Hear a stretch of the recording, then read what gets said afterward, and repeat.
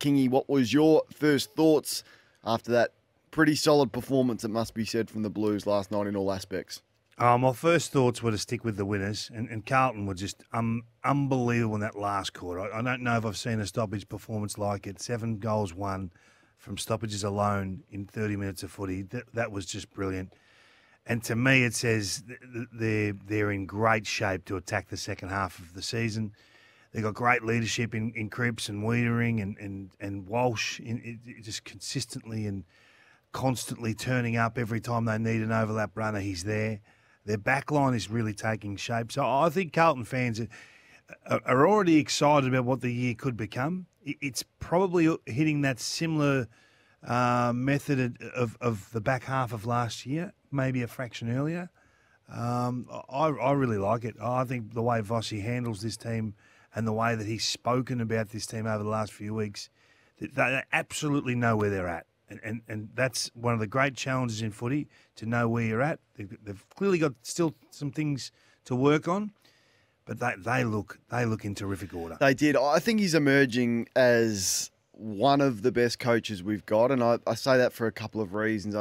Took him a little bit of time to find his feet at the Blues. Second go around, faced extraordinary pressure, and I thought they stared that down with great leadership as a club as a whole, and him himself when he was challenged significantly last year. But the method in which they played last night was calm. It was patient. They went fast at the right time. They went slow at the right time. They knew clearly they had the aerial advantage, so they weren't shy to kick it long down the line and actually compete. I thought the amount of balls that they won down the line, like either in the air or at ground level, was extraordinary. Whereas on the flip side, Port Adelaide have just gone fast the whole time. It was just fast, and playing into the turnover game that the Blues have become good at. Port Adelaide were looking for the Hail Mary perfect play every time, where you get a player running at full speed with no pressure running inside forward 50. The extra handball, didn't that absolutely kill them and invite that pressure? I would have loved to have seen them just go and just be prepared to kick it one-on-one inside 50 or kick it to grass. They just were so reluctant to do that and really aggressive with it, which has been a shift for them, and they've worked hard on it. When it comes off, it looks great. But in a finals-like game against a good side who brings pressure, that wasn't the right method to do that all the time. Carlton, at the right time they did it. But on the flip side, when they needed to go slow from their back half, they went slow. And they went to a target down the line, be that DeConey, be that Curnow, be that Mackay. And if they didn't win it, they were there in numbers to support at ground level. So I thought it was an excellent coaching performance. Their ability to adjust around stoppage, which was the only thing going for Port Adelaide really, was early on in the first 3 quarters, their work from stoppage, which was elite and has been all year. But as soon as the Blues matched them in that area, they had basically all bases covered. So, outstanding performance from Michael Voss in the coach's box. Williams Ford's been a real winner for them as well. Port Adelaide have recruited in the off-season average and have become average. The 4 off-season recruits, Radigalia, Soldo, Sweet and Zirk Thatcher, haven't had the impact that Port Adelaide and Ken Hinkley would have desired. They sit 8-4, and you can throw that back at me very quickly, and you're right. They've banked the wins, but they've banked them against teams that most will beat, the contenders will beat. They got Essendon at the right time at the start of the year, and the win in Geelong was terrific. But I just don't know if there's enough there to really challenge. Now you can say, is that the coaching? Is that the system? I don't think the system matches this style of defender. They've got defenders that can't really assist one another with this system. They're trapped in one-on-ones too regularly over the last 6 weeks. And Liam Montagna showed some vision during the week of what that looks like. And again last night you see it and you think, well, what's the point of having those guys who, if they can't really defend and they don't really help on counter-attack? I didn't think they were disastrous last night. I didn't think I'm more critical of their medium to small defenders. I think that's like Ryan Burton. Anyway, don't get me started on that. Don't get me started on Lockie Jones. Don't get me started on the drop-off of Bergman, who was turning out to be an excellent interceptor and helping out in I'll those give you some jewels. time on this one. Not Is sure. Charlie Dixon done? Not sure what's happened to him. He looked it, didn't he? Is Charlie Dixon done? Gee, he looked old last night. He looked old last Wow. night. There's no doubt about that. They were blown away in the last quarter. It was really the first 3 or 4 minutes of the last quarter where Cripps went to work and they got a hold of them from stoppage, and then the rest of the game, as I've explained, was in pretty good order with the way that they came in and attacked it from a strategy point of view. They scored off turnover 7 goals. They scored from stoppage 9 goals, and perfect method for the way that Carlton want to play Kingy. Do you reckon it was strategy? In that last quarter, do you absolutely reckon that strategy separated the game? No, I thought it was brute force.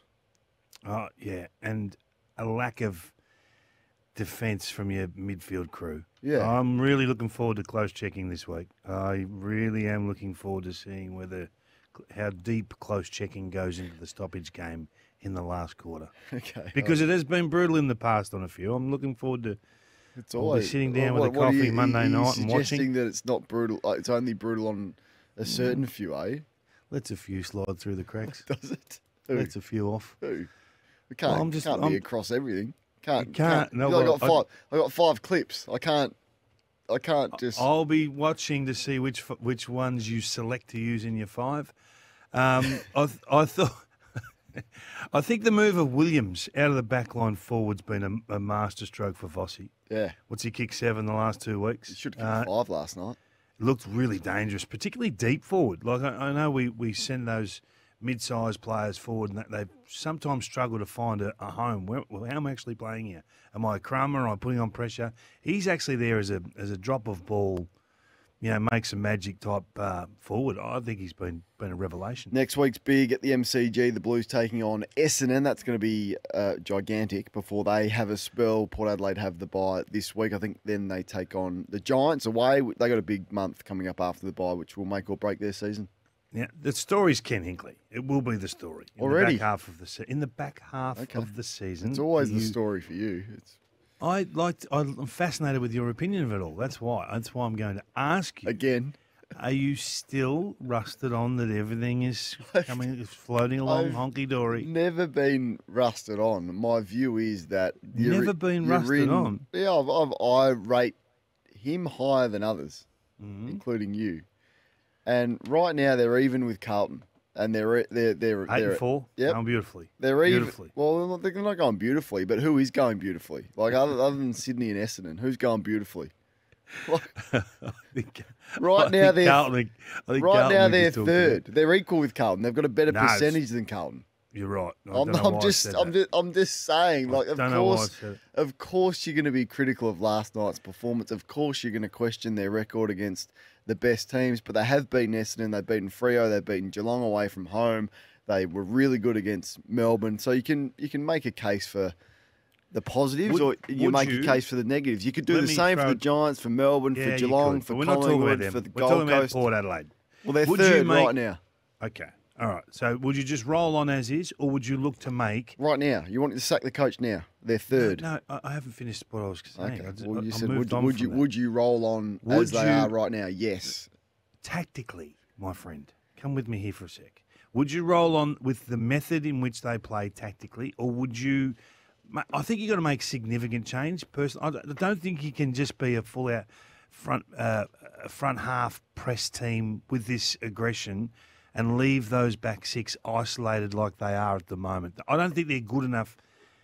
I need more support than that, Cornsey. Do you agree with that? I would adjust the level of aggressiveness with the ball movement, which then will help you defend on the counter attack. Because last night you go so fast. One, they got back and supported as they did really well, the Blues last night. You're so vulnerable on the way out. And they were so vulnerable on the way out. Now, I actually thought on fast play they held up pretty well. Completely different to the game against the Crows, where it was just a procession and they couldn't defend against that fast ball. But if you can adjust your ball movement slightly, even their long down the line plays goes to the corridor. And that's clearly a tactic where they kick long down the line central. That doesn't help your defence on the way out. So I think there's some slight adjustments. How do I see Port Adelaide? I see them in the mix from somewhere to 5 to 12. I don't think they're good enough to win the premiership. I would never have thought that.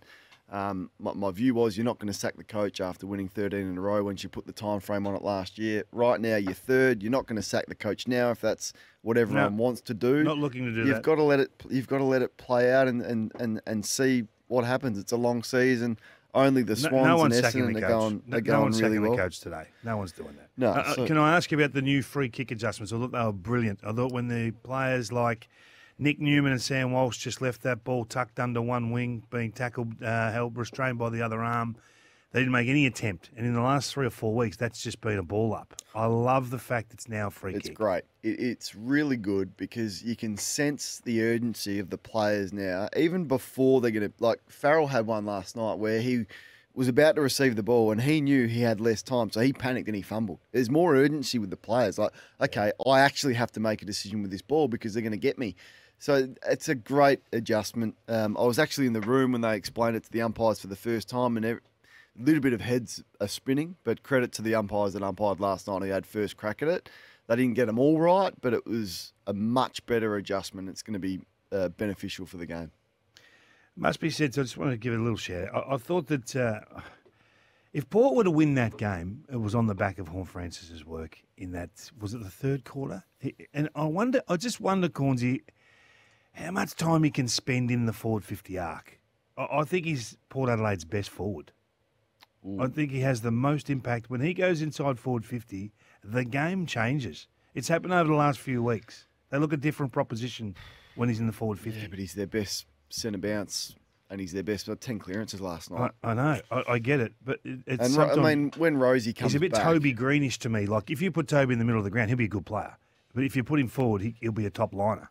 So can you service two modes? Maybe. Well, when Rosie comes back, it helps. You can have a bit more luxury to spend a bit more time forward, both of them. They could almost swap the old school junior footy. You go on ball, I'll swap with you, and you go forward. They could do a bit of that. So and Rioli was the one. It just highlights the lack of depth, probably, when you remove a couple of good players, Power Pepper, Rioli, Rosie, that there's just not the depth underneath. Who needs to be loaded into the gun for Grace.com, Australia's leading online auction marketplace? Who's in your crosshairs, David King?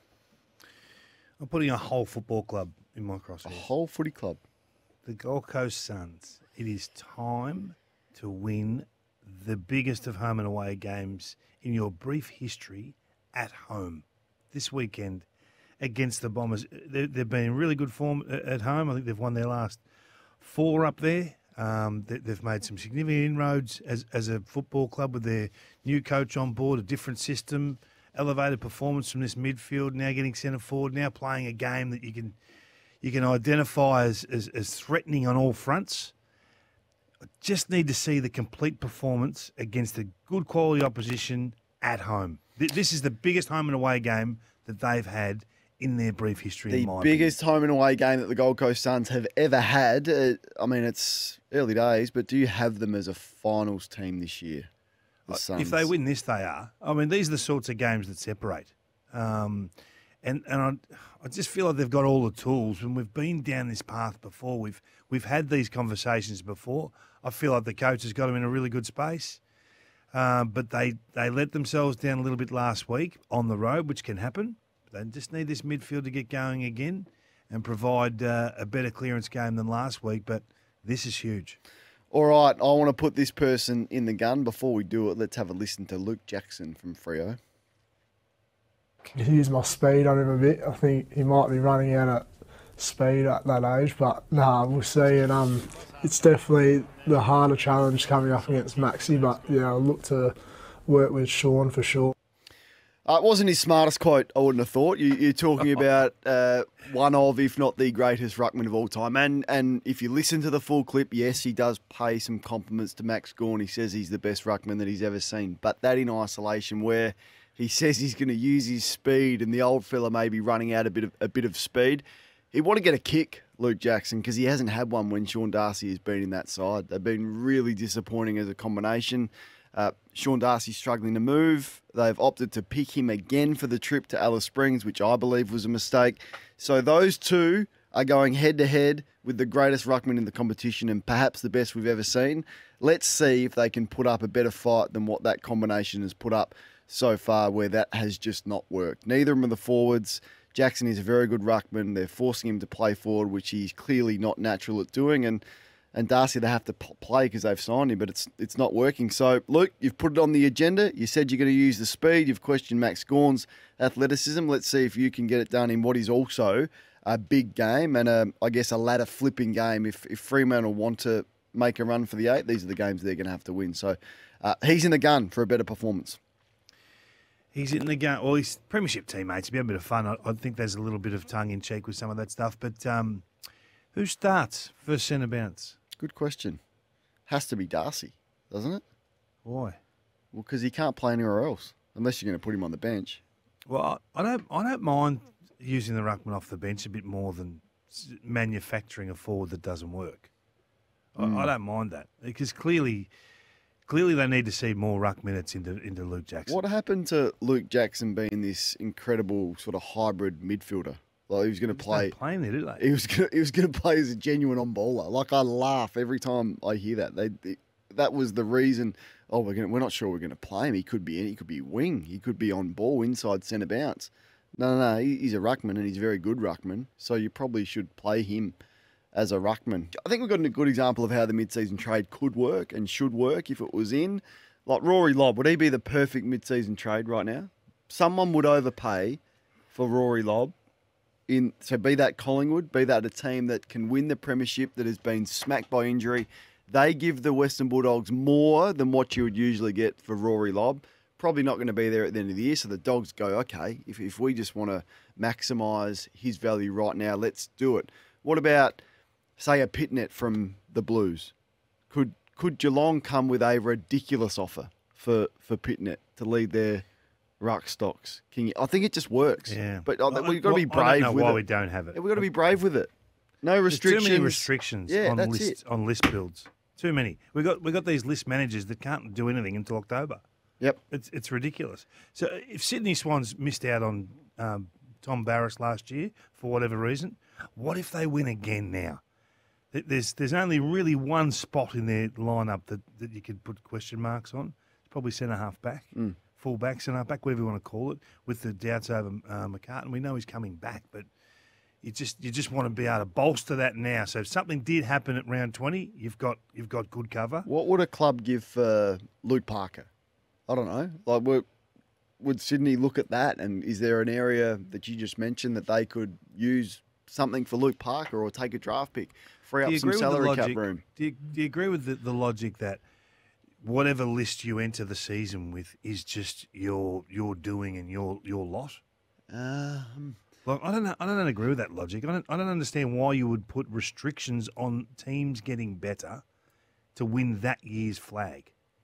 What would Freo come for Baker now? If Richmond need a rebuild and they think he's gone, could you look at? I just think there's. So they sell Darcy for Baker instantly. Yeah, correct. Like I think there's some opportunities right now if you look across the board for clubs to either, all right, let's fill a hole and we're into the chance to win a premiership, or if you're no shot and you need to do the rebuild, can you maximise the opportunity that you've got? Is there anything on your agenda this morning? I want to ask you about the Alistair Clarkson situation. Oh, what? You know, What are we? Honestly, are we for real? You've got a coach who's. Let's break this story down. You've got a coach who is on the interchange bench and he sees something that he doesn't like and he swears. That's the story. That's the story. That's the story. That's the nicest way of putting it. Well, okay? that's it. As far as I see, that is it, because no one reported him swearing to them or in a threatening way to them. It was overheard, as far as I read the story, by someone working on match day. So be it a security guard or someone in the vicinity. It's heard that, made the report to the AFL. The AFL have to take the report seriously and investigate it. What a waste of time. We've had coaches swearing for 100 years. Swearing. It's football. It's frustrating. They haven't won a game. Things are going against them. He's a competitive person. He always has been. Devil's advocate. Can I go the other way? Yep. Let me do it before you smash me. He's the leader of your football club. Yep, so's He's John the Long. most- Sorry to cut you off, but I just can't cop it. So's John Longmire. You see the earful that Dean Cox cops every week. You see Chris Scott with his animation. But he's in the box. Well, they're protected up there. They can say whatever they like up there because it's not going to be heard by the general public. It's not going to be a problem with the emergency umpire or the bench officials. It's not going to be an issue. So he's a player allowed to swear on the field. That's in full view. No, I understand you can read your their logic, lips. Umpires, but do you have players to be can better hear it. No. if you're on the bench? Is there a different standard when you're on the bench? There is a line there that you can't cross, and we all know what that line is. And at times Clarko's crossed it, but on this occasion he didn't. This is as far as I can read it, and as far as the AFL can read it, he has sworn because he's frustrated. And that has been happening for years. It was the biggest storm in a teacup I've ever... And we are breeding a culture of dobbing people in. This wouldn't have been an issue. No one put their name to it, did they? Well, exactly. We're Isn't breeding this why it fell a over? culture of dobbers. Oh, I'm going to see if I can get someone in trouble here because I heard him swear. Yep, swearing. It's been happening for a long time. Can I play this audio from the manager of Cam Zurhaar, Brett Deledio, speaking on the Dill and Friends podcast? Here's Lids. As manager, I am. what does that look like if he doesn't sign with North?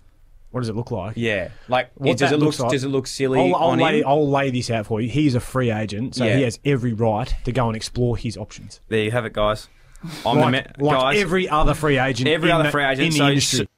Someone will get... so clearly they're exploring their options, and as he said, they've got every right to do that, and I would be surprised if he stayed at North. But should be other clubs be just a little bit wary of Cam Zurhaar? Is he one of those teasers? Dog with a bone with this. No. I'm just asking because there's not that many players on the market, and I think the upside is significant. But is he one of those? By question to you on the agenda, is he one of those tease players that we've been asking our audience to text through? And should clubs be warned about him? Well, he hasn't done it regularly enough, but when he does do it, I saw him rip the heart out of a game. I think it was How Reece often Shaw's does that first. happen? That's why I said he doesn't do it regularly enough. I thought I So started with that. should clubs be wary of that Is before this they working? come? I know I've had microphone issues today. I was just a little bit upset by the Clarko stuff. Sorry. Look, he's a talent. There's no doubt about that. And if the free agency, this is why I think the whole free agency thing has ruined equalisation.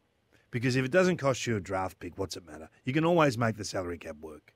That's the most massageable thing in the system that we've got at the moment. I just hate it. It's just a nonsense. The players who aren't worth that level of contract are getting it because you don't have to pay a draft pick tax. Yep. So I hate it. Tonight, will we see when Collingwood, when a ball up is called and Collingwood have to hand the ball back to the umpire, will we see them just leave it on the ground on purpose? I You know hope what? so. You go and get it yourself. Get stuffed. You go and get it yourself. Exactly. I hope so. I hope not You get one Collingwood player gives the ball That's back what's going to happen. to any umpire or any player for that matter. You've got the ball in your hand. Just leave it on the ground and let the umpire go and pick it up. It's going to happen tonight. What a ridiculous I've just got scenario. a feeling they'll make a bit of a statement as a group and just say, no, you get it. You cost us last week, you go and